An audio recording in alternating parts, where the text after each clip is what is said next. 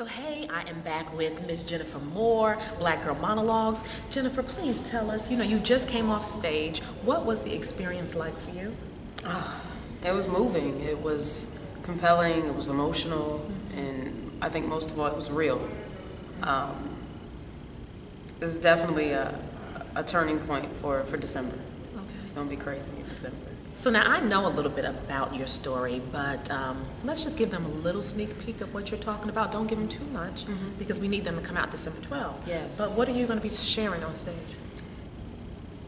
More commonly discussed, I think that the topic that I am discussing, we do not discuss enough. Being women, being sisters, being daughters, being mothers, being village risers. We don't discuss a lot of issues within the Black community, within the female community. And I think December, a lot of people's lives will be touched, spared, and a lot of people will learn how to forgive and be forgiven.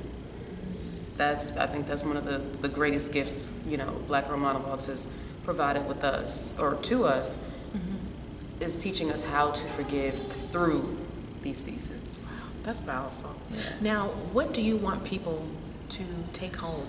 What do you want them to walk away with? What feeling, what emotion, what thought after they hear your monologue? I want mothers to go home and kiss their daughters. I want fathers to look into their sons' eyes. As unrealistic as it may be for many of us, attempt. Attempt. You won't know what the outcome is going to be until you try it. And I think we're so caught up in this culture of not being able to show your emotions and whatnot. That's what's wrong with us this day and time. And the only time we show emotion is through distress and 9/11 type events and these big gargantuan type of destruction pieces. And why do we got to get that far and that far removed before we take action? So I think if we nip it in the bud, go home and tell your family members that you love them, that you really cherish them, and that you want the best for them, and keep art alive. That's what kept me alive. Art and God. Well, speaking about art, how did you feel when you were invited to be a part of this production? Oh, I was nervous. I didn't think that I could do this. I thought, why not? Because I haven't been in theater since high school. I'm 32 now, and I do 10 million things. I didn't think I had the time. I didn't want to make the time. Okay, to add something else onto your plate. And it wasn't about, the actual project itself. It was me dealing with with my truth. Okay.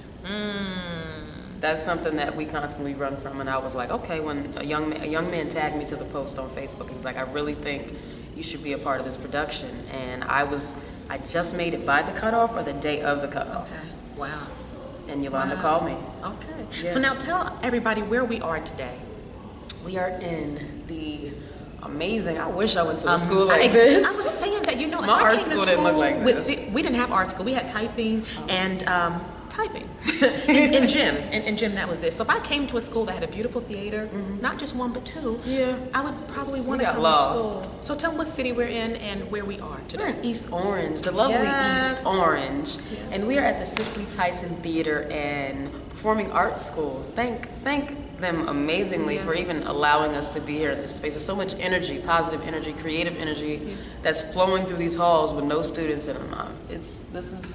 Look at the work behind us. It's just phenomenal. It's fantastic. It's fantastic. Yeah. So, tell them, when can they catch the show? What date? It's December 12th, 2015. I'm not really sure of the time, but you have to be here. Mark it off your schedule. Cut some friends off. That's it. Cut people off in traffic. Just be here. All right. Thank you, Ms. And purchase Jennifer. your tickets. In advance, y'all. Yes. In advance. All right. Thank you, Ms. Jennifer Moore, for sharing your story. Give me love, my sis. Love you, girl. I ain't that chick. That's it.